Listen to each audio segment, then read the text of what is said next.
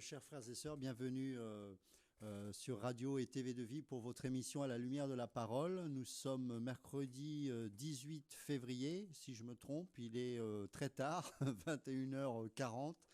Voilà, donc je m'en excuse, nous avons une session de formation d'IDASCO cette semaine et puis voilà, dans l'élan, j'ai un petit peu zappé l'émission de ce soir. Donc voilà, veuillez nous en excuser et puis voilà, on va quand même faire cette émission parce que je sais que c'est devenu un rendez-vous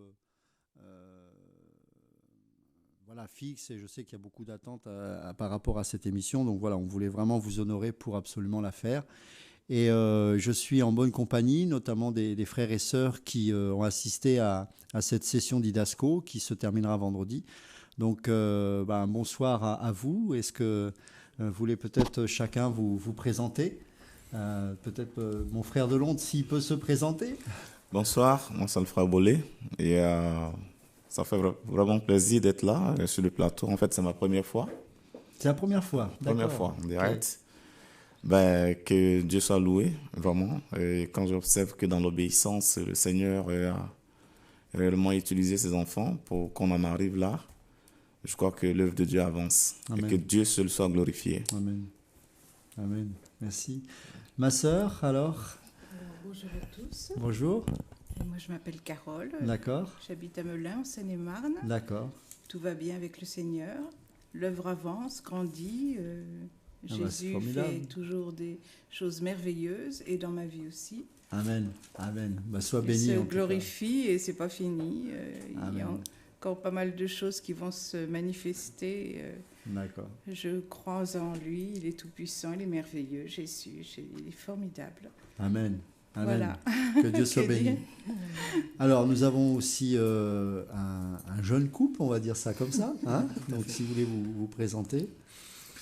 Alors, moi, c'est la sœur Christine. Voilà. Gloire à Dieu. Voilà, je suis le frère Gérald, donc l'époux de Christine. Voilà, le Seigneur Jésus nous a fait l'honneur de nous présenter il y a quelques mois. Ça a été assez vite et on bénit son nom pour notre mariage. Voilà, vraiment. Amen. Qu'il soit loué et à lui seul la gloire. Voilà. Amen. Yeshua, il est merveilleux, il est magnifique. Et, voilà. Parfois, on est bien faibles, nous les hommes, de douter de sa véracité. Voilà. Amen. Et en tout cas, on est heureux de vous accueillir. Et je sais que de plus en plus, je pense qu'il y a dans les cœurs, au travers de ces différentes sessions, des cœurs amoureux.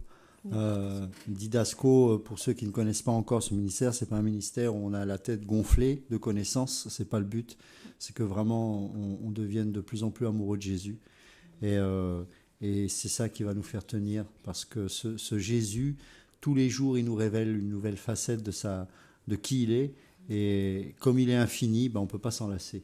Une personne physique, au bout d'un moment, elle peut que nous décevoir parce que nous sommes tous décevants. On n'est pas parfait, loin s'en faut, mais notre Jésus, il est parfait, Amen. Il est infini, il est merveilleux, il est glorieux. Et justement, je voudrais, au travers des Écritures et particulièrement autour d'un passage que j'affectionne particulièrement, vous montrer combien notre Seigneur aime à se révéler au travers justement de l'Écriture. Et ça, c'est vraiment important de comprendre que l'intérêt, entre autres, de cette BJC, c'est pas de mettre en avant une nouvelle théologie de je ne sais quoi. Non, c'est pas ça. C'est de vraiment mettre l'accent sur ce Jésus-là, qui il est véritablement. Parce que si on est chrétien et qu'on ne connaît pas ce Jésus, notre foi est vaine. Ce Jésus, il est vivant, il a vaincu la mort, il est ressuscité, et c'est un Dieu qui s'est préoccupé de notre salut, alors que nous avions décidé par nous-mêmes de nous séparer de lui à cause du péché. Eh bien, ce Jésus a tout fait pour manifester la réconciliation au travers de la croix. Et si aujourd'hui on peut parler de lui, c'est parce que lui nous a aimés le premier. Et c'est vraiment ce qu'on a besoin de comprendre dans les Écritures. Et on va prier et ensuite je voudrais qu'on lise un passage qui justement montre un de ces aspects. Seigneur, on te bénit pour tout ce que tu fais dans nos vies. Seigneur, merci pour mes frères et sœurs ici présents et pour tous ceux qui écoutent ou regardent cette émission. Nous te demandons, Seigneur, que tu sois présenté, que tu sois révélé, que nous puissions tous nous émerveiller ensemble de ta personne, de ta présence. Nous voulons être de plus en plus amoureux de toi, Seigneur.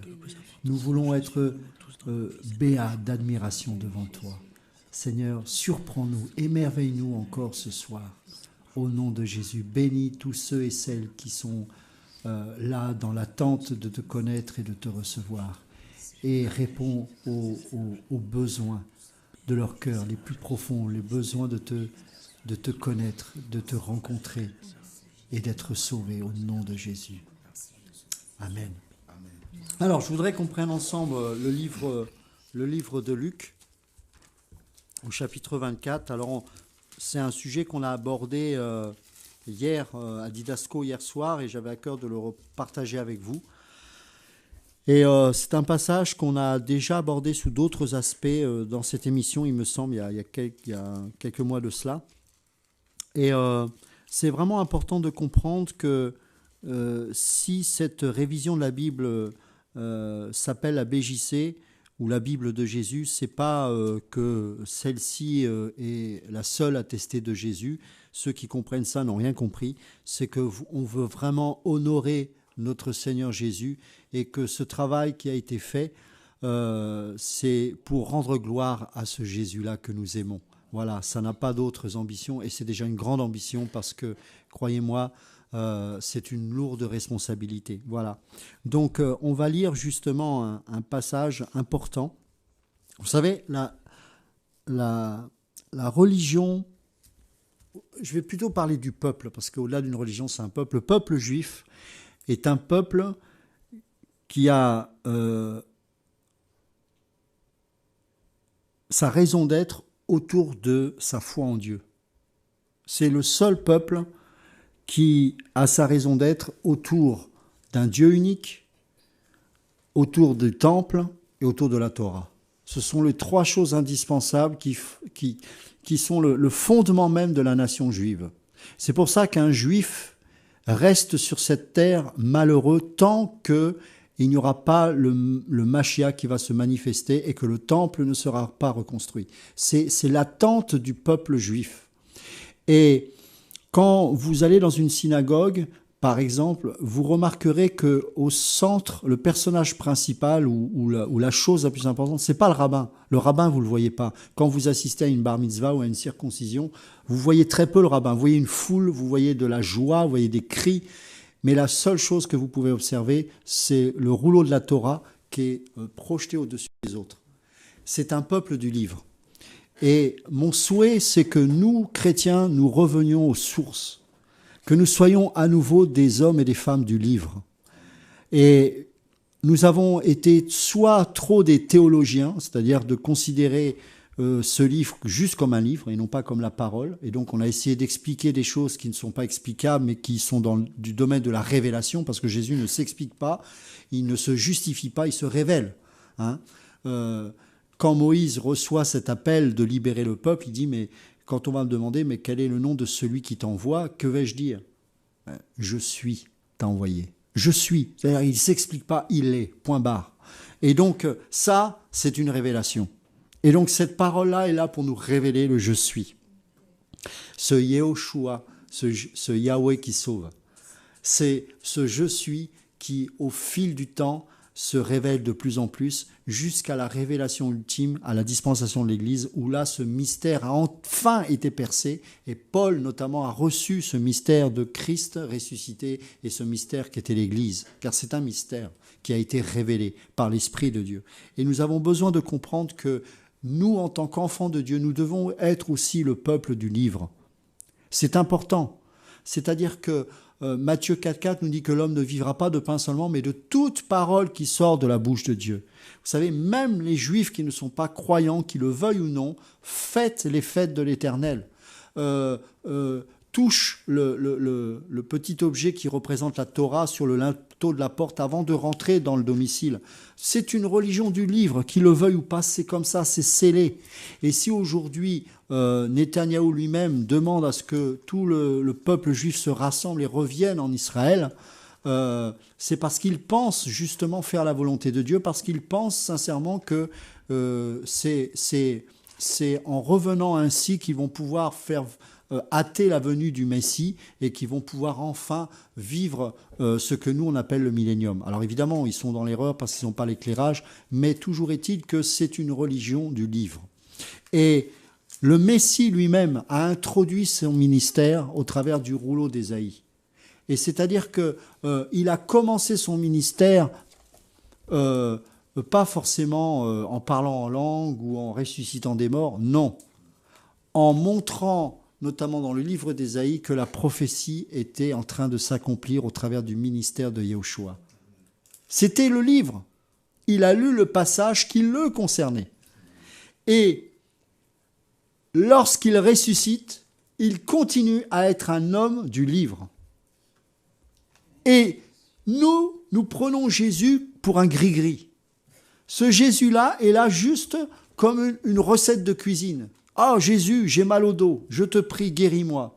Oh Jésus, j'ai besoin d'avoir beaucoup plus d'argent pour élever ma famille, et ceci et cela. » Mais ce n'est pas un gris-gris, ce Jésus-là. Et ce Jésus-là n'a qu'une volonté, c'est de se révéler à son peuple. Parce qu'il sait très bien que si nous commençons à le voir, nous sommes comblés. Lui seul peut nous combler. Ce n'est pas parce que tu vas fuir tes malheurs que tu vas enfin être heureux. Ce n'est pas vrai. Il y a plein d'hommes riches qui se suicident dans ce monde. Ce n'est pas forcément les pauvres qui se suicident, hein. C'est beaucoup de riches. Et d'ailleurs, j'ai un témoignage par rapport à ça. C'était il y a quelques années de cela, un pasteur qui était venu dans l'assemblée où j'étais avant. Et c'était un Italien. Et il a eu l'opportunité d'évangéliser un mafieux, mais qui apparemment était très très riche, mais un mafieux. Et le gars, il pleurait. Il était convaincu de péché. Il était touché par le Saint-Esprit. Et le lendemain, il a appris qu'il s'était suicidé. Pourquoi ? Parce qu'il savait qu'il était perdu sans Dieu, mais cette richesse l'empêchait d'aller à Dieu. Il ne voulait pas non plus changer de vie. Il n'était pas prêt à prendre ce risque et pourtant il connaissait la vérité. Et bien face à ça, ça l'a poussé au suicide. C'était malheureux. Mais donc, le fait même de connaître la vérité, mais de ne pas vouloir justement changer de vie, nous amène aussi à une forme de désespoir. Mais même ceux qui sont riches et qui pensent ne pas avoir besoin de Dieu, beaucoup de ces personnes sont également malheureuses. Pourquoi ? Parce qu'il leur manquera toujours quelque chose, parce que la chair n'est jamais rassasiée, la chair n'est jamais comblée. Regardez ce qui s'est passé avec un politicien français qui passe aujourd'hui en procès pour toutes ces choses horribles qu'il a faites avec des prostituées ou des femmes, bon, peu importe. Mais je plains cet homme parce qu'il est esclave de ça. Et pourtant, il a tout. Il avait la puissance, il avait le pouvoir, il avait la richesse, il avait une belle femme, il avait l'argent, il avait la gloire.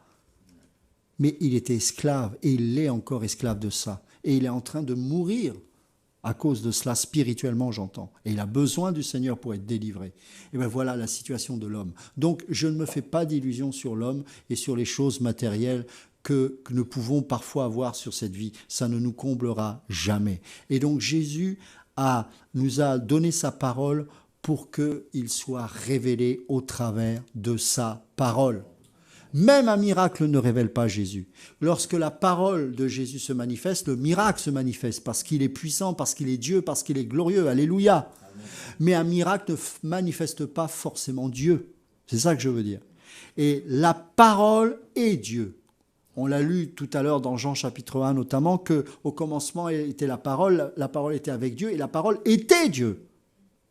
Et donc, au commencement, la parole a dit que la lumière apparaisse. Et Jésus est cette lumière du monde qui est venue nous éclairer pour qu'enfin nous cessions de vivre dans l'obscurité, dans les ténèbres, dans le péché. Et il a commencé par introduire son ministère, alors il a fait le miracle aux noces de Cana, mais il a introduit son ministère à la synagogue avec le rouleau d'Ésaïe en introduisant son ministère et en prouvant que il est l'accomplissement de la prophétie d'Ésaïe, et il finit également par les Écritures et il s'explique lui-même au travers des Écritures. Et ça, c'est extraordinaire. Et c'est ce qu'on va voir dans Luc chapitre 24, à partir du verset 13. Et on va prendre à partir du verset 13. Donc là, la situation, c'est quoi? C'est 2 disciples en situation de dépression intensive. Ils sont complètement dépressifs. Pourquoi? Parce que pour eux, Jésus, il est mort. Là, Jésus, il est resté à la croix, il est resté dans le tombeau, point barre. Et donc, eux qui avaient une espérance d'un Jésus qui allait faire certainement chasser les Romains, et leur donner vraiment, et donc qu'il allait prendre une royauté, une forme de royauté terrestre, et bien finalement, ils s'aperçoivent que ce Jésus-là, non seulement c'est pas ce qu'il a fait, mais en plus il a été tué par ces Romains. Et donc ils sont en pleine dépression, et donc ils quittent Jérusalem pour aller à Emmaüs. Et pourquoi ils quittent Jérusalem? Parce qu'ils estiment qu'il n'y a plus rien à faire à Jérusalem. Pourquoi? Parce que pour eux, l'histoire est terminée. Mais vous savez, quand vous pensez que dans votre vie, votre histoire est terminée, sachez qu'avec Dieu, elle ne fait que commencer. Amen. Il n'y a pas de fin comme ça avec Dieu. Vous pouvez être au plus profond de votre dépression. Vous pouvez être dans la solitude la plus totale. Vous pouvez être dans la misère la plus extrême, dans le malheur le plus extrême. Sachez qu'avec Dieu, c'est le commencement de la vie de résurrection. Parce que si vous vous tournez vers Dieu, alors il peut se passer des choses extraordinaires. Et c'est ce que ces disciples-là vont enfin comprendre. Et donc il est écrit au verset 13, « Or, voici, 2 d'entre eux étaient ce jour-là en chemin pour aller à un village nommé Emmaüs, éloigné de Jérusalem de 60 stades. Et ils s'entretenaient ensemble de toutes ces choses qui étaient arrivées. Et il arriva que comme ils s'entretenaient et discutaient entre eux, Jésus lui-même s'approcha et se mit à marcher avec eux. Ils étaient en pleine dépression. Ils discutaient entre eux des choses qui étaient arrivées. Ce n'est pas des choses positives. Hein. Comment se fait-il qu'un homme qui a fait de telles choses puisse mourir ainsi? Et Jésus marche avec eux. Ils ne le voient pas, et pourtant Jésus est là. Si tu es dans une dépression et que tu cherches le Seigneur Jésus, ne te culpabilise pas d'être dans la dépression, parce que si tu cherches véritablement Dieu, sache qu'il est là. Il veut simplement t'ouvrir les yeux. Ne regarde pas ta situation. Regarde à la révélation de Yeshua au travers des Écritures. C'est ça qui va te donner l'espérance, mon ami. Rien d'autre. C'est ça. Et c'est ce qui va se passer pour ces disciples-là. Et il arriva que comme ils s'entretenaient et discutaient entre eux, Jésus lui-même s'approcha et se mit à marcher avec eux. Mais leurs yeux étaient retenus de sorte qu'ils ne le reconnaissaient pas. La dépression les empêchait de le voir, ce Jésus-là. Leurs yeux étaient retenus. Et il leur dit, « Quels sont ces discours que vous tenez ensemble en marchant ?» Il est un peu taquin là quand même. Hein. Et qu'est-ce qu'ils répondent? Alors, il continue de pardon. « Et pourquoi êtes-vous tout triste ?» Et l'un d'eux, nommé Cléopas, lui répondit et lui dit, « Es-tu le seul étranger dans Jérusalem qui ne sache pas les choses qui s'y sont passées ces jours-ci ?» Et Jésus, il continue, et il leur dit, « Lesquelles ?» Ils répondirent, « Celles concernant Jésus de Nazareth, qui était un prophète puissant en œuvre et en parole devant Dieu et devant tout le peuple, et comment les principaux prêtres et nos magistrats l'ont livré pour être condamné à mort et l'ont crucifié. Or, nous espérions que ce serait lui qui délivrerait Israël. » Mauvaise espérance. Ils pensaient que ce Jésus-là allait être comme David, du temps du roi David, qui allait chasser les ennemis et rendre la gloire à Israël. Non, c'était pas un roi terrestre, c'était un roi spirituel. Et là, on continue. Or, nous espérions que ce serait lui qui délivrerait Israël, mais avec tout cela, c'est aujourd'hui le 3e jour que ces choses sont arrivées. Toutefois, quelques femmes d'entre nous nous ont fort étonnées, car elles ont été de grand matin au sépulcre, et n'ayant pas trouvé son corps, elles sont venues dire que même elles avaient vu une apparition d'ange qui disait qu'il est vivant. Et quelques-uns des nôtres, sont allés au sépulcre, et ont trouvé les choses comme les femmes l'avaient dit, mais lui, ils ne l'ont pas vu. Et là, Jésus parle, et il leur dit, Ô gens sans intelligence, et dont le cœur est lent à croire tout ce que les prophètes ont annoncé. Ne fallait-il pas que le Christ souffre et qu'il entre dans sa gloire? Puis, commençant par Moïse et continuant par tous les prophètes, donc là c'est le Tanakh, il est en train, le maître, alors qu'ils sont en pleine dépression, le maître, il n'est pas en train de les délivrer d'un esprit de dépression, il est en train de les enseigner. Et au travers du Tanakh, il leur expliquait dans toutes les Écritures, quoi? Ce qui le concernait. Pas comment se sortir de la dépression en 12 clés de réussite. Pas comment réussir son mariage en 4 phases, selon Saint Castanou. Non, c'est pas ça. Les Écritures sont là pour parler de celui qui est l'auteur de ces Écritures, à savoir Jésus-Christ. Tu veux être délivré de ta dépression, eh bien, découvre Jésus dans les Écritures. Tu veux être délivré de la pornographie, crie à Jésus. C'est la personne de Jésus que tu as besoin, c'est pas d'une méthode pour ne plus te masturber. Tu as besoin de celui qui te délivrera de la masturbation. Quand tu as reçu Jésus dans ton corps, quand tu l'as vu, quand tu as vu son regard d'amour, son regard de sainteté, de justice, tu ne peux plus faire autrement que de te consacrer à lui entièrement. Parce qu'en lui, il y a la guérison. En lui, il y a la délivrance. En lui, il y a le salut. En lui, il y a la paix. À chaque fois qu'il se présente, il dit « Je vous donne ma paix ». Il y a la paix. Regarde combien tu luttes à cause du péché. Tu n'as pas la paix. Tu voudrais t'en sortir, mais tu n'y parviens pas. Pourquoi? Parce que l'auteur de la paix n'est pas présent dans ton cœur. Et celui qui est venu te donner la paix s'appelle Jésus.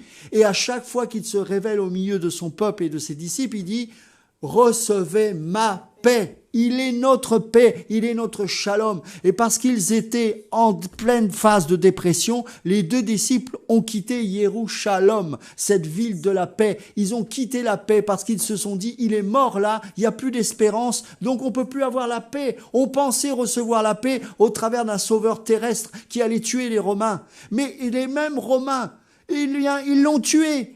Alors on ne peut pas avoir la paix, alors on part, on est triste et on prend un autre chemin que celui de la paix. On prend le chemin de l'amertume, de la dépression, du découragement. Et après la suite c'est quoi? C'est le péché, c'est la colère, c'est l'amertume, c'est la rancœur, c'est tout ce qui est loin de la paix. Et ce Jésus-là, sa ville a pour fondement la paix. Amen. La paix.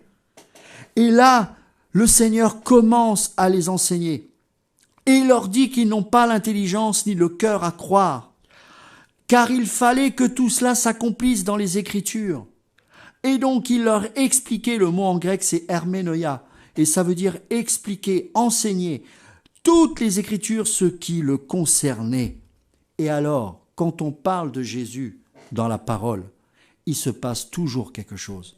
Et au verset 28, il est écrit ceci, « Et comme ils furent près du village où ils allaient, il faisait comme s'il, donc le maître Jésus, il faisait comme s'il voulait aller plus loin. Mais ils le forcèrent en lui disant, reste avec nous, reste avec nous. Il fait susciter non seulement la foi, mais la soif de Dieu dans leur cœur. Reste avec nous. Et pourtant, ils n'ont pas encore compris que c'était lui.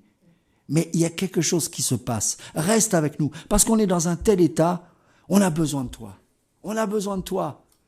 Vous savez, vous pouvez quitter la paix parce que vous n'avez peut-être pas forcément compris Jésus correctement. Mais vous savez que c'est la paix qui va venir à vous. Ils ont quitté Yerushalom, mais celui qui s'appelait Melchizedek est venu à eux. La paix les a poursuivis pour qu'ils reviennent à la paix véritable. Qu'est Christ. Exactement. Le lieu obscur, le lieu des ténèbres. Et la paix est venue les chercher pour les ramener.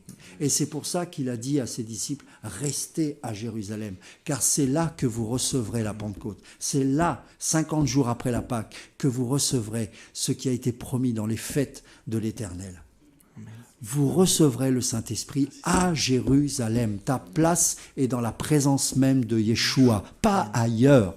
Ta paix, elle ne se trouve pas dans une solution humaine, ni dans une religion. Elle se trouve dans la personne même de Christ. Retourne à lui. Mon ami, je t'en supplie, retourne à lui. Ne vois-tu pas que cette paix-là se déplace? Ce n'est pas une ville, c'est un esprit et une personne. Et son nom est Yeshua, et il est Dieu. Et il est venu te donner la paix. Il veut te ramener à la maison. Il veut te ramener, comme on l'a dit tout à l'heure, à la Jérusalem céleste. Reviens, je t'en supplie. Si ce n'est pas encore le cas, reviens dans cette maison-là. Sors de cette dépression, car le lieu où tu te diriges n'est que ténèbres et obscurité. Et ils furent près du village où ils allaient. Il faisait lui-même le maître comme s'il voulait aller plus loin. Mais ils le forcèrent. Ils le forcèrent en lui disant, vous savez, quand on est dépressif, on n'a plus d'espérance. Mais quand la paix vient, l'espoir renaît. L'espoir renaît. Ils commencent à avoir un désir dans leur cœur. Ils le forcent. Reste avec nous, car le soir approche et le jour commence à baisser. C'est quand le soir approche qu'on a besoin du Maître. Il est bientôt minuit. Nous sommes dans les ténèbres. C'est la nuit. Le soir est là. Il n'approche même plus. Nous sommes dans la nuit. C'est là qu'on a besoin du Maître. Reste avec nous, car le soir approche, car le jour disparaît. Peut-être qu'il fut un temps, tu pensais pouvoir te passer de Dieu parce que tu étais heureux, mais tu t'aperçois avec le temps qui passe que mais ça ne s'arrange pas, mon ami, ni dans le monde dans lequel tu te trouves, ni même dans ton propre cœur, ça ne s'arrange pas. Les ténèbres augmentent de plus en plus dans ton cœur. Ne vois-tu pas que le soir approche et qu'il est temps d'appeler le Maître et de le forcer à rester ici? S'il te plaît, reste là, le soir approche, le jour disparaît, je vois de plus en plus les ténèbres envahir ma vie, reste là. Reste là, je suis fatigué de tous ces bouquins de Bénigne et de je ne sais quoi, qui me donnent toujours des solutions humaines, des solutions mystiques, mais on ne parle pas de celui qui est censé me donner la paix. S'il te plaît, reste là. Je suis fatigué de moi-même, je suis fatigué de ma religion, je suis fatigué de toutes ces choses en qui j'avais mis toute ma confiance et peut-être même tout mon argent. Cette fois, j'ai compris, Seigneur, comme le fils prodigue. J'ai compris que ce n'est pas avec l'argent de mon père que j'allais pouvoir vivre mieux, parce que je l'ai immédiatement dépensé et j'en suis là à manger avec les porcs. Moi qui suis juif, je mange avec les porcs. Mais ce que j'ai besoin de comprendre, c'est que je dois retourner à la maison. Je dois retourner à la maison.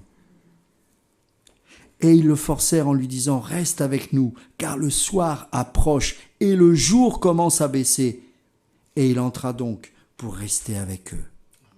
Et il arriva que comme il était à table avec eux, il prit le pain et il le bénit, et l'ayant rompu, il leur distribua. Alors, et c'est seulement à ce moment-là, leurs yeux s'ouvrirent et ils le reconnurent. Pourquoi? Parce qu'ils se souvenaient du repas de la Pâque. Et ils ont compris que la croix n'était pas synonyme de la mort, mais de la résurrection. Alléluia! Leurs yeux se sont ouverts parce qu'ils ont compris que la croix n'était pas la fin, mais le commencement de quelque chose de grand qui allait les dépasser. Ils n'allaient plus jamais retourner dans la dépression. Ils n'allaient plus jamais aller à Emmaüs. Pourquoi? Parce qu'ils ont compris que la croix était le commencement, car c'est là que la tête du serpent devait être écrasée une fois pour toutes. Amen. C'est là, c'est à cet endroit-là, et que désormais la mort a été vaincue et il fallait que Dieu puisse vaincre la mort en tant qu'homme. Et il s'est manifesté en tant qu'homme sur cette terre, mourir à la croix, saisir les clés du démon de la mort et du démon de l'enfer et le dépouiller de leur autorité pour nous libérer de la captivité, pour nous libérer de l'enfer et pour nous libérer de la mort. Et quand les yeux se sont ouverts, eh bien ils ont compris. Parce que quand il y a eu la communion de la Pâque, ce fameux repas, ils ont compris que, mais non, mais c'est lui, on a compris, pourtant nous l'avions entendu, pourtant la parole nous a été prêchée, le Maître lui-même nous a enseigné, mais nous n'avons pas la révélation, il faut la révélation. Et là, ils ont compris, ils ont eu la révélation de la croix. Ne comprenez-vous pas maintenant enfin le sens de la Pâque? Ne comprenez-vous pas que cette Pâque doit s'accomplir définitivement jusqu'à la Pentecôte? Pentecôte, 50 jours après. C'est pour ça je vous veux à Jérusalem. Restez-y, car je n'ai pas fini. Et vous-même, vous allez être le commencement de quelque chose de grand qui s'appelle la Nouvelle Alliance dans Acte 2, l'inauguration de l'Église qui a été cachée par les prophètes même dans l'Ancienne Alliance. Les prophètes n'ont même pas su ce que c'était que l'Église, car entre la 69e et la 70e semaine, selon le prophète Daniel, il n'y a rien. Eh bien si, c'est nous. Nous sommes entre la 69 et la 70e semaine. Alléluia. Mes amis, on était cachés parce que c'était la gloire de Dieu de nous cacher, car il nous aime. Et il n'a pas donné ça aux sages et aux intelligents, mais aux pouilleux, aux pauvres et aux imbéciles que nous sommes. Alléluia. C'est pour ça que tu ne peux pas rentrer dans le royaume de Dieu avec ni ta richesse, ni ton intelligence. Mais par la grâce de Dieu, c'est par la grâce que vous êtes sauvés par le moyen de la foi. Et cela ne vient pas de vous, c'est le don de Dieu. Oh, merci, quelle grâce. Et là, ses yeux se sont ouverts. Ils ont enfin compris, mes amis. Et là, qu'est-ce qui s'est passé? Qu'est-ce qui s'est passé? Il disparut de devant eux. Et au verset 32, il est écrit quelque chose qui... c'est ce que l'on vit, hein. Et ils se dirent l'un à l'autre, mais notre cœur ne brûlait-il pas au-dedans de nous? Mes amis, moi, quand je venais aux réunions de réveil ici, à chaque fois que notre frère parlait de Jésus, j'étais fou. J'étais fou. Parce que pendant mes 10 ans de théologie, on m'a jamais parlé de Jésus comme ça. Jamais. Et pourtant, au plus profond de moi-même, j'aspirais à le rencontrer. Je savais que Dieu avait déposé ça en moi, comme il l'a déposé en chacun d'entre nous. Mais Satan veut l'étouffer. Il veut surtout pas que ça sorte, ce truc-là. Parce que sinon, on est des bombes. Après, c'est fini. Alors, on peut plus nous contrôler. Et donc, Satan, il veut pas. Alors, il met la théologie. Moi, la théologie, c'était un moyen de perdre ma foi. Ça, c'est clair. Mais quand Dieu voit que on le cherche malgré tout, t'as beau prendre le chemin d'Emmaüs, à un moment donné, il vient. Il dit, allez, reviens à la maison, mon garçon. Emmaüs, c'est fini. Brûle tout ça. Emmaüs, je l'ai brûlé dans une cheminée il y a quelques années. Mon diplôme d'ancien et de théologien, je l'ai brûlé, j'ai fait la fête. J'ai dit maintenant je retourne à Jérusalem, la ville de paix, parce que je suis destiné à vivre dans la Jérusalem céleste avec mon maître. Et cette ville, c'est Jésus. Cette ville, c'est mon maître. Et c'est lui qui peut donner la paix dans mon cœur. Et désormais, notre cœur, dès que Jésus se révèle dans sa parole, notre cœur brûle de passion. Mes amis, on a tous été amoureux. Eh bien, quand ma femme, en tant que fiancée, se manifestait, mon cœur brûlait. J'étais là, oh, Seigneur, vivement le mariage, c'est pas possible. Mais alors avec Jésus, c'est puissance 1 milliard. Parce que là, nous sommes fiancés, on n'en peut plus. On n'en peut plus. Mes amis, je n'en peux plus. Je veux consommer le mariage avec mon maître. Je n'en peux plus. Ah, mes amis, me parle pas d'être heureux sur cette terre, ça ne m'intéresse pas. Je n'en peux plus, je brûle de passion pour mon Jésus, pour mon Sauveur. Et cette fiancée que nous sommes en tant qu'Église aspire à consommer ce mariage au ciel. On n'en peut plus, notre cœur explose parce qu'on a envie enfin de vivre cela.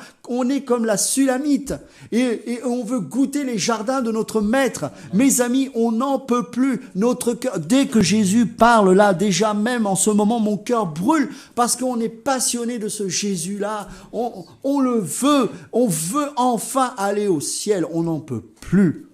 Ce monde ne nous intéresse pas.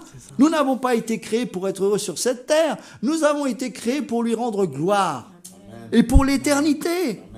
Alors leurs yeux s'ouvrirent et ils le reconnurent, mais il disparut de devant eux. Et ils se dirent l'un à l'autre, notre cœur ne brûlait-il pas au-dedans de nous lorsqu'il nous parlait en chemin et qu'il nous ouvrait, ah que j'aime cette version, et qu'il nous ouvrait les Écritures. Cette Écriture a été scellée. Le mystère de l'Église était scellé. Daniel a reçu le mandat de sceller ce livre. Et là, on voit que l'Écriture s'ouvre par le Saint-Esprit, par la révélation. Et se levant à l'heure même, ils retournèrent à Jérusalem. Est-ce que Jésus leur a dit de retourner? Non, ils ont compris. Ils ont compris. Ah, mes amis, ils ont compris. Pourquoi? Parce qu'ils ont reçu l'illumination, parce que l'Écriture était ouverte. Voilà. Et se levant à l'heure même, ils retournèrent à Jérusalem et ils trouvèrent assemblés les 11. Ben oui, parce que tout le monde devait, c'était le quartier général, c'était important. Et il y a des endroits, mes amis, il ne faut pas rater. Hein. Ah oui, je vous le dis, il y a des endroits, il ne faut pas rater. Hein. Et ils trouvèrent assemblés les 11 et ceux qui étaient avec eux qui disaient, le Seigneur est... Ah, on va le relire ça. Et ils trouvèrent rassemblés les 11 et ceux qui étaient avec eux. Alors c'est eux maintenant qui prêchent. Et qui disaient, le Seigneur est véritablement ressuscité et est apparu à Simon. Alléluia. À leur tour, ils racontèrent ce qui leur était arrivé en chemin et comment ils avaient été reconnus d'eux en rompant le pain. Oh, alléluia. Plus de dépression, fini. Ah, il n'y a pas besoin de cure d'âme là. Hein, là, il n'y a pas eu, il faut au moins 3 mois de cure d'âme, il faut que tu vois un psychologue chrétien parce que... Non. Jésus s'est révélé dans les Écritures, délivré, paf, et maintenant il prêche, on l'a vu, il est ressuscité. Est-ce que tu as été enseigné par un apôtre? Non, le Maître lui-même nous l'a montré. Tu as eu besoin d'un pasteur pour ça? Non, le Maître nous-même nous l'a montré. Et en plus, je n'étais même pas à Jérusalem, je n'y croyais plus, c'était fini, je partais en direction des ténèbres, j'étais en pleine dépression, mais le Seigneur m'a ouvert les yeux parce qu'il a ouvert les Écritures et j'ai compris au travers du pain et du vin que c'était la résurrection et que ce que Jésus avait voulu faire, c'était cela. Amen. Oh, mes amis, mais quel Dieu nous avons! Et comme il tenait ses discours, alors là, qu'est-ce qui se passe? Car là où 2 ou 3 sont réunis en son nom, je suis présent au milieu d'eux, eh bien, ils sont réunis autour de ce Maître qui se manifeste. Il se présente à lui-même au milieu d'eux et leur dit quoi? Que la paix soit avec vous. Que quoi? Que la paix soit avec vous. La boucle est bouclée. À Yerushalom, la paix enfin est rétablie. Pas parce qu'il a viré les Romains, mais parce qu'il a changé leur cœur. Voilà, c'est ça la paix, c'est ça le royaume. Mais eux, tout terrifiés et effrayés, croyaient voir un esprit. Et il leur dit, pourquoi êtes-vous troublés? Et pourquoi montent-ils des pensées dans vos cœurs? Voyez mes mains et mes pieds, c'est bien moi. Touchez-moi et voyez, car un esprit n'a ni chair ni os. Comment vous voyez que j'ai? Et en disant cela, il leur montra ses mains et ses pieds. Mais comme de joie, ils ne croyaient pas encore et qu'ils s'étonnaient. En fait, c'était la joie. Ils étaient tellement dans l'émerveillement qu'ils n'arrivaient pas à y croire. Mais comme de joie, ils ne croyaient pas encore et qu'ils s'étonnaient, il leur dit, avez-vous ici quelque chose à manger? Et lui présentèrent un morceau de poisson rôti et un rayon de miel. Et l'ayant pris, il mangea devant eux. Puis il leur dit, ce sont ici les paroles que je vous disais lorsque j'étais encore avec vous, qu'il fallait que s'accomplisse tout ce qui est écrit de qui? De qui? De qui? De Jésus. Amen. De moi, dans quoi? Dans la loi de Moïse, le Pentateuque, dans les prophètes et dans les psaumes, donc tout le Tanakh. Donc je relis. J'étais encore avec vous, il fallait, le Maître a dû accomplir tout ce qui le concernait et en même temps il était l'auteur de ce livre. Non mais vous croyez, mais attendez, mais enfin, c'est quand même incroyable. Il est l'auteur de ce livre et il se soumet lui-même à ce livre, lui qui en est l'auteur. Quelle humilité. Et il a tout fait pour accomplir sa propre volonté au travers de ce livre en s'y soumettant. C'est pas humain. Il ne déroge pas à sa parole. Mais oui, c'est pas humain. Il fallait que s'accomplisse tout ce qui est écrit de moi dans la loi de Moïse, dans les prophètes et dans les psaumes. Alors il leur ouvrit l'esprit afin qu'ils comprennent les Écritures. Tu as reçu le Saint-Esprit, c'est pas pour être un gars super érudit dans les Écritures. C'est pour que tu saisisses l'esprit de Jésus dans les Écritures. C'est pour que tu saisisses que de Genèse à Apocalypse, il nous est parlé que d'une seule chose. Jésus-Christ. Jésus-Christ. Il est la paix, il est le bon berger, il est le sel de la terre, il est la lumière du monde, il est le tabernacle, il est le ciel, il est toute chose, il est l'étoile du matin. Alléluia. Mes amis, tout nous parle de lui. Oh, que notre Dieu est merveilleux. Et il leur dit, il est ainsi écrit, et ainsi il fallait que le Christ souffre, il insiste à nouveau, et qu'il ressuscite des morts le 3e jour, et que la repentance et le pardon des péchés seraient prêchés en son nom à toutes les nations, à commencer par Jérusalem. Voilà pourquoi je veux ici. C'est le point de départ de la nouvelle alliance. Oh, mes amis, quel mystère, quel mystère. La ville du grand roi, la ville du peuple juif, et en même temps la ville du commencement de la dispensation de l'Église. Mais c'est incroyable. Et cette Jérusalem pour nous a une signification spirituelle maintenant. Et là, nous sommes en train de passer d'un royaume terrestre au temps des nations et avec une dispensation spirituelle. Un royaume qui n'est plus un royaume et un gouvernement terrestre et humain, mais un gouvernement et un royaume de sacrificateurs spirituels. Et c'est ce que nous sommes devenus. Plus de rois. Comme Dieu voulait à la période des juges, désormais Dieu règne directement sur nous en tant qu'être spirituel. Oh mes amis, quelle profondeur, mais quelle profondeur. Et vous êtes témoins de ces choses, et voici j'enverrai sur vous la promesse de mon Père. Mais vous donc restez dans la ville de Jérusalem jusqu'à ce que vous soyez revêtus de la puissance d'en haut, parce que désormais vous transporterez cette Jérusalem. C'est fini, ce sera plus ce lieu-là. Pour l'instant, je vous veux encore là, car nous sommes en train de changer de dispensation. Nous sommes en train de changer de manière, de mode de fonctionnement. On est en train de changer le codage. Maintenant, il va falloir apprendre à décrypter les choses d'une manière différente. Maintenant, vous n'allez plus régner à Jérusalem, vous n'allez plus, siéger à Jérusalem, vous n'allez plus demeurer là, vous allez vous disperser. Et vous allez ainsi revenir au commandement premier de Genèse. Dispersez-vous et remplissez la terre. Et là, il va donner ce commandement dans Matthieu 28, 19 et 20. Allez, faites de toutes les nations des disciples, les baptisant au nom du Père, du Fils et du Saint-Esprit. Et voici, je suis avec vous tous les jours jusqu'à la fin du monde. Mes amis, il est l'alpha et l'oméga. Dans l'Écriture, tout est compris dedans. Tout a commencé, tout est clos, c'est mystérieux. Je suis moi-même dépassé par ces choses. C'est qu'à chaque fois qu'il y a une révélation, on voit qu'il y a eu un commencement, une fin, et que personne ne peut avoir une autre révélation que celle des Écritures. Ce n'est pas possible. Tu ne peux pas avoir une révélation qui sort des Écritures.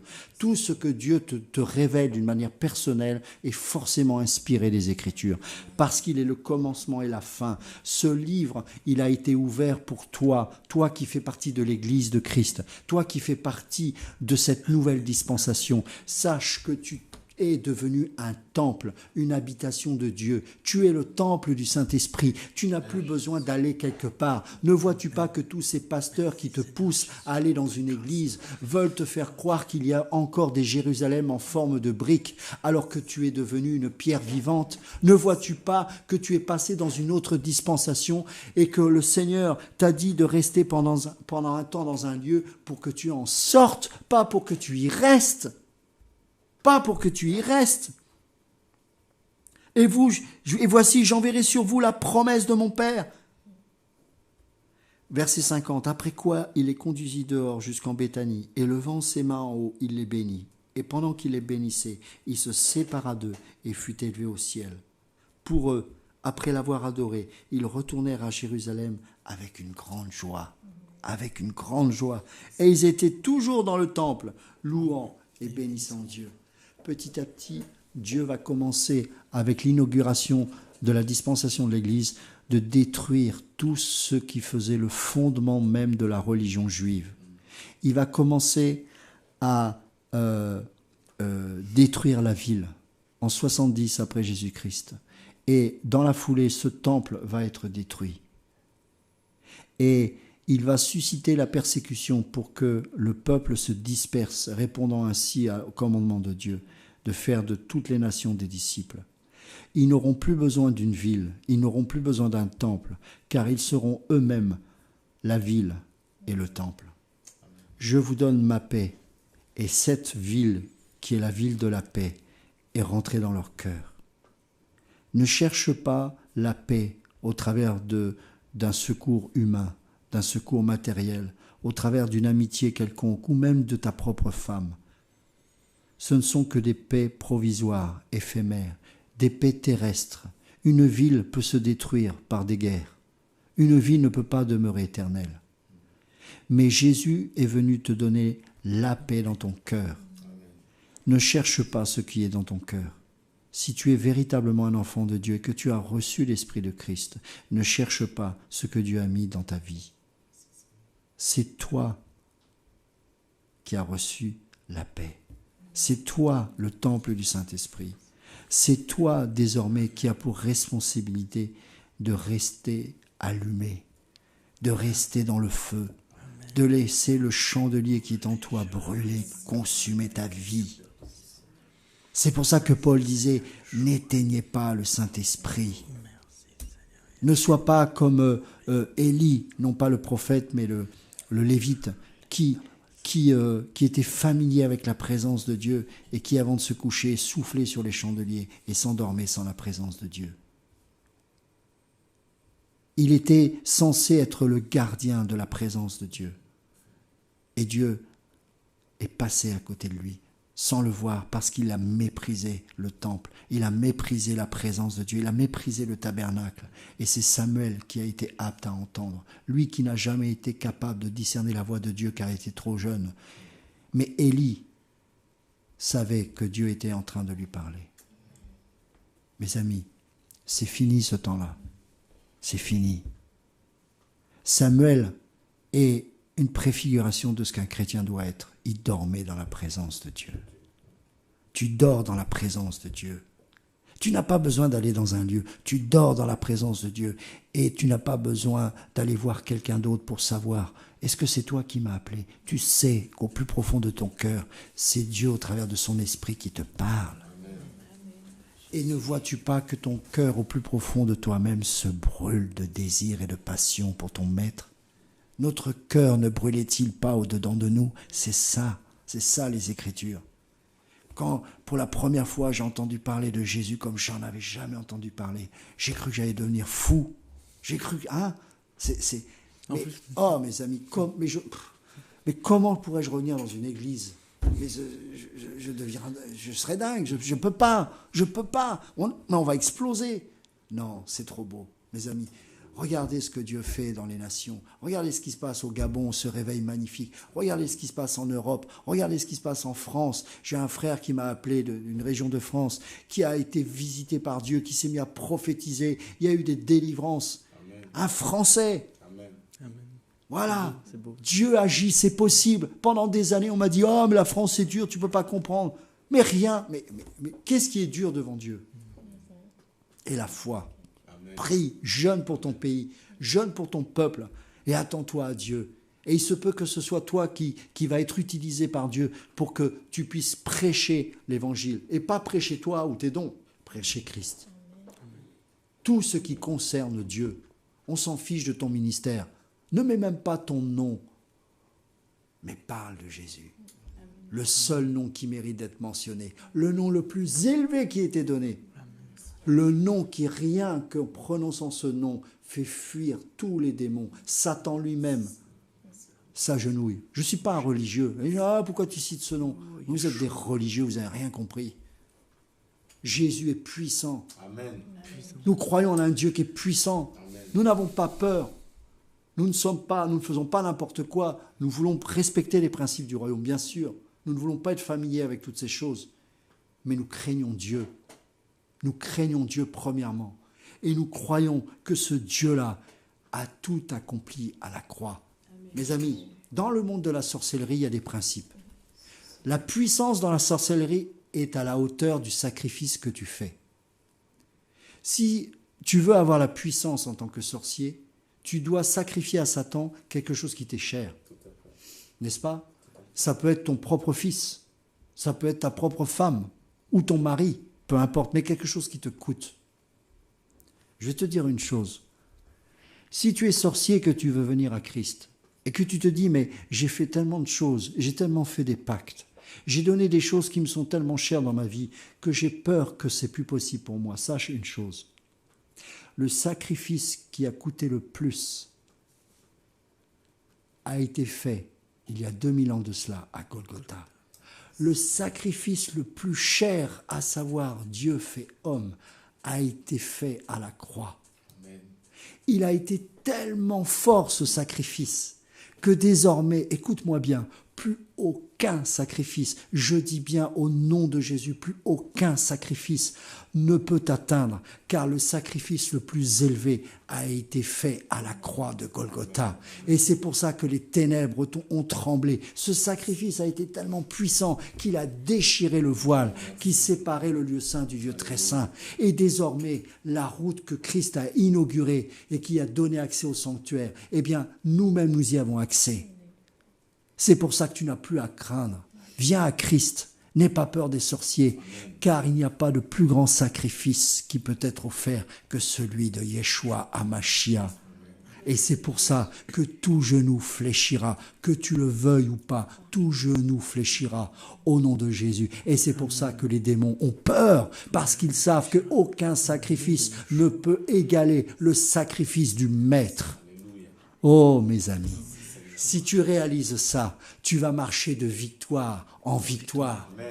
De victoire en victoire. Paul avait compris ces choses. Mes amis, Paul était confronté aux ténèbres en permanence. Il était défié par la Diane d'Éphèse. Quelle puissance il avait, Paul.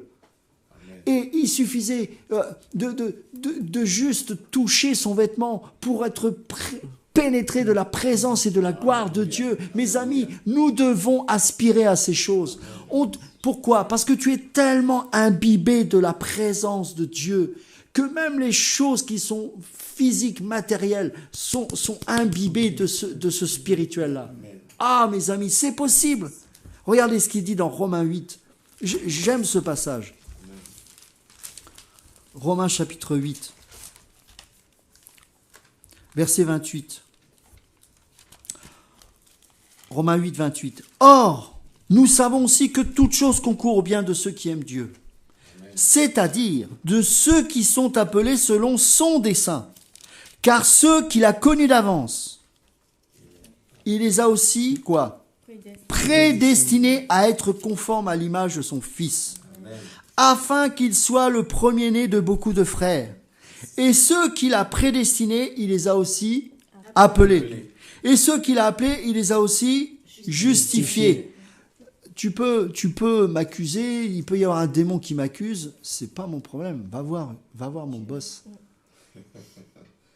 Moi, j'ai été justifié, je me justifie pas moi-même.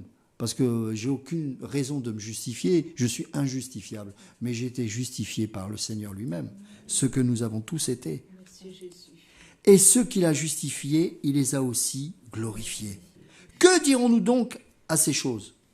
Si Dieu est pour nous, qui sera contre nous ? Alléluia ! Lui qui n'a pas épargné son propre Fils, c'est ça. Mais qui l'a livré pour nous, comment ne nous donnera-t-il pas aussi toutes choses avec lui ? Amen. Merci Jésus. Qui intentera une accusation contre les élus de Dieu ? Dieu est celui qui justifie. Qui les condamnera ? Christ est mort et bien plus. Il est ressuscité. Il est à la droite de Dieu et il intercède pour nous. Qui nous séparera de l'amour de Christ ? Sera-ce l'oppression ou l'angoisse ? Pourtant, il a vécu toutes ces choses, Paul. Ou la persécution, ou la famine, ou la nudité, ou le péril, ou l'épée, ainsi qu'il est écrit, nous sommes livrés à la mort pour l'amour de toi tous les jours et nous sommes estimés comme des brebis de la boucherie. Au contraire, il ne nie pas ces choses. Dans toutes ces choses, on n'est pas vainqueur parce qu'on ne vit pas ces choses. On est vainqueur parce qu'on traverse ces choses dans la victoire et dans la foi. Amen. Au contraire, dans toutes ces choses, nous sommes plus que vainqueurs par celui qui nous a aimés. Car, ce car-là, j'ai l'assurance que ni la mort, ni la vie, ni les anges, ni les principautés, ni les puissances, ni les choses présentes, ni les choses à venir, ni la hauteur, ni la profondeur, en fait même toutes les dimensions, mes amis, ni aucune autre créature ne pourra nous séparer de l'amour de Dieu manifesté en Jésus-Christ, notre Seigneur. Alléluia. Amen. Alléluia. Amen. Et c'est pour ça que, tu peux faire la volonté de Dieu dans la paix. Pourquoi ? Parce que quand on est dans cette situation-là, où tu as une révélation d'un Jésus qui t'a donné la paix, qui te donne en plus une destinée, parce que tu sais où tu vas après. T'es pas sauvé pour errer je sais pas où au deuxième ciel. Non. Tu es destiné à vivre dans un royaume qui est spirituel. Donc tu dois vivre d'une manière spirituelle conformément au royaume dans lequel tu es censé appartenir. Un ambassadeur, même s'il est à l'étranger, il vit non pas en fonction des principes du royaume du pays dans lequel il se trouve, mais en fonction des principes du royaume du pays qu'il est censé représenter. Mes amis, c'est ça être ambassadeur de Christ. Je ne vis pas en fonction, bien que je me dois d'être soumis aux autorités, c'est pas le problème. Si toutefois elles ne sont pas opposées aux lois de Dieu, bien évidemment. Mais au-delà de ça, je dois respecter les principes de mon royaume. Si par exemple, je suis entouré de gens haineux qui me détestent, eh ben dans mon royaume, je me dois de les aimer. Donc je les aime. Je ne me mets pas à la portée de ce royaume terrestre qui me dirait œil pour œil, dent pour dent. Non, je les aime. Pourquoi ? Parce que moi j'ai une vision sur ma vie. Et j'ai aussi une vision sur ceux qui me haïssent. Car moi-même, j'ai peut-être pu faire partie de ces gens il fut un temps. Donc je ne dois jamais oublier. Et je dois prendre conscience que par mon témoignage, la lumière de Christ peut être manifestée et écarter les ténèbres qui se trouvent encore dans leur cœur. Et ça, pour ça, il ne faut plus être conscient de soi, mais conscient de Dieu. Et quand on est conscient de Dieu, on s'aperçoit qu'on est nous-mêmes un temple. Le temple qui consiste à préserver la présence de Dieu. Vous savez, dans la religion juive, quand il est dit que tout tournait autour de peuple, n'oubliez jamais que c'était la tribu de Lévi qui était consacrée au fonctionnement du temple. Et il ne faisait que ça. Que nous dit la parole ? On va lire dans 1 Pierre 2.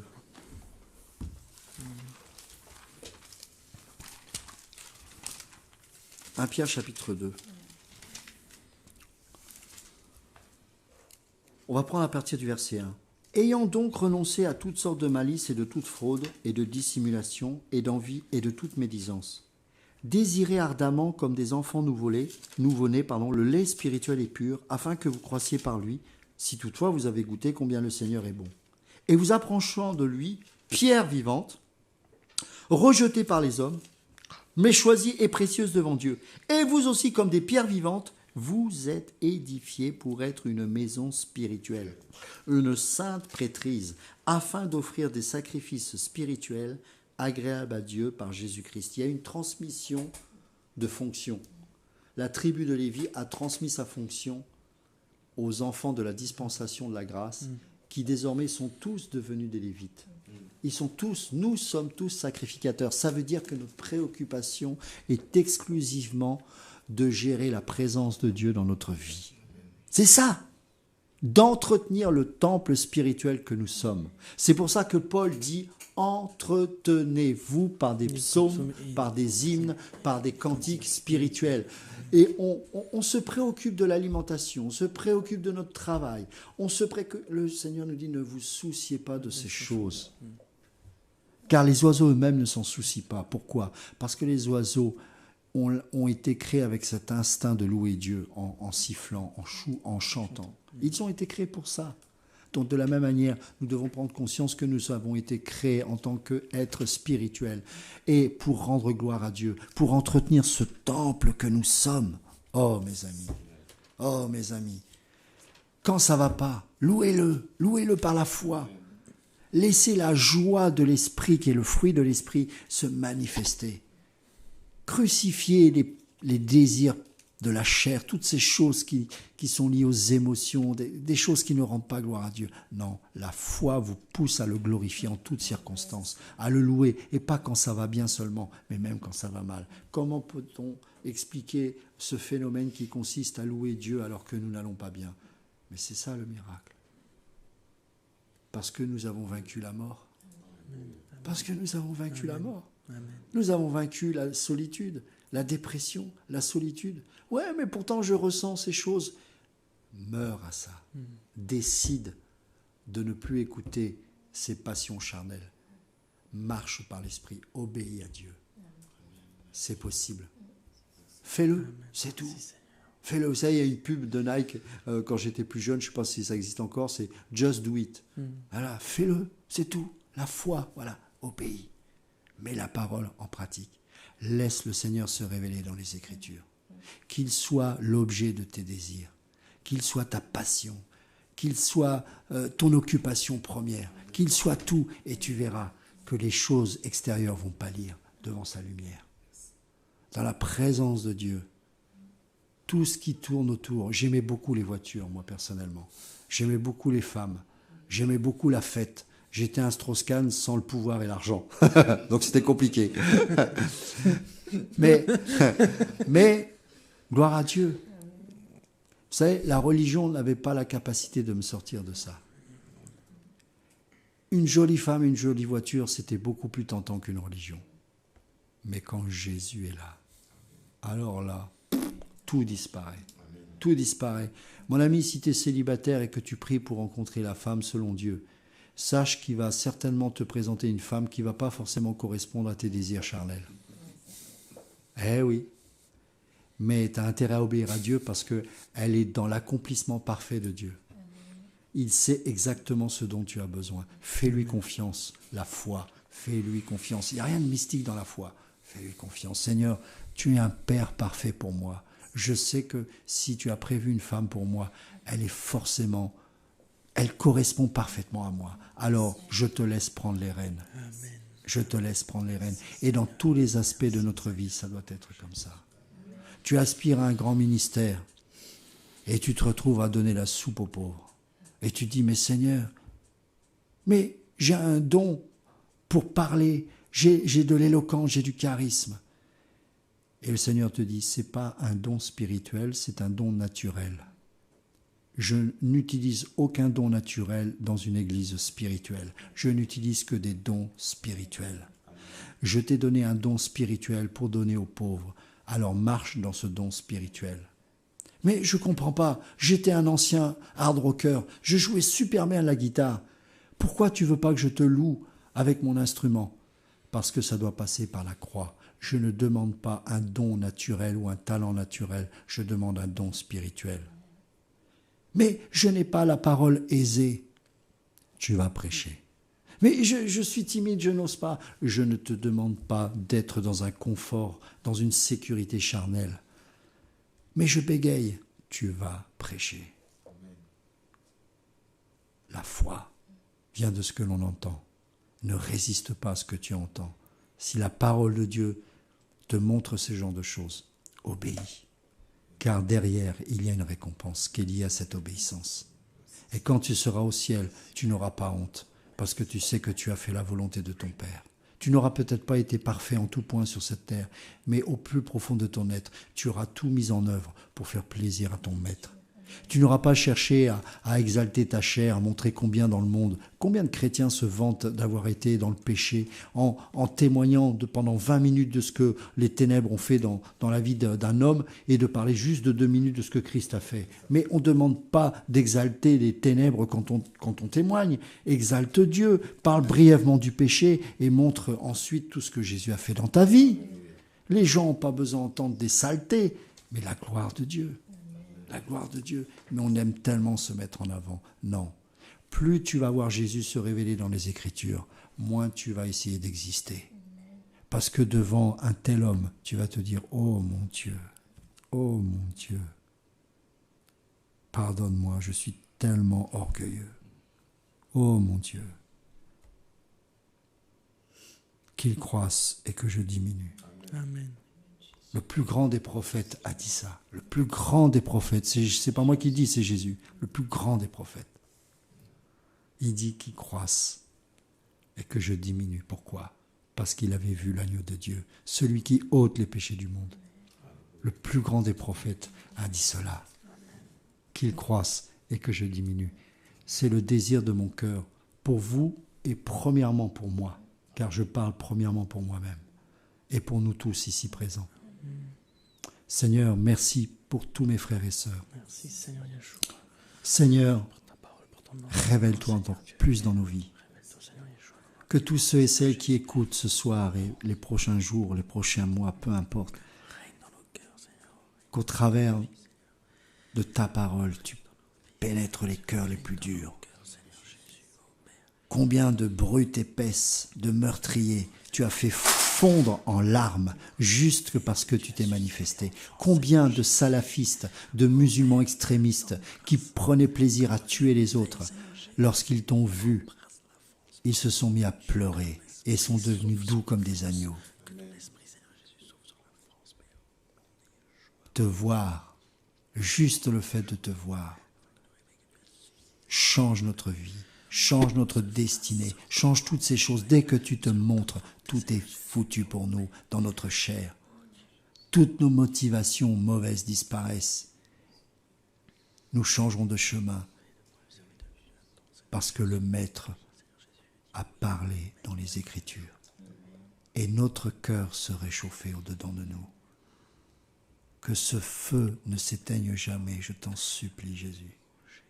Que ce feu qui est en nous ne s'éteigne jamais, mon Dieu. Mon Jésus, je te prie pour mes frères et sœurs, s'il te plaît, qu'ils cessent d'être amoureux d'eux-mêmes, comme moi je peux l'être aussi si souvent, mais qu'ils puissent réaliser combien tu es tout, et que moi-même je puisse réaliser que tu es suffisant en toutes choses. Ô Seigneur, s'il te plaît mon Dieu,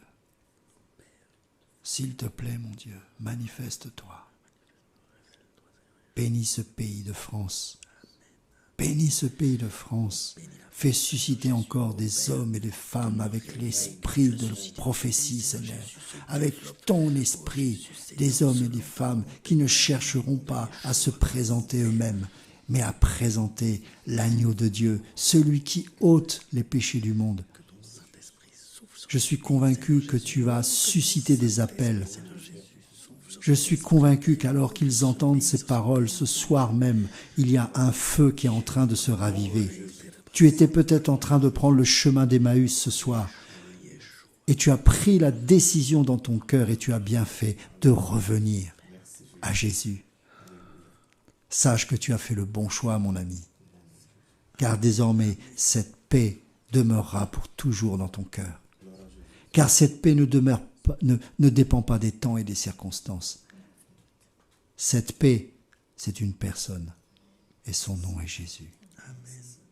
Que ton nom soit béni, Seigneur. Bénis mes frères et sœurs. Bénis-les abondamment. Au nom de Jésus. Amen. Que Dieu vous bénisse et à bientôt. Amen. Qu'il te bénisse aussi.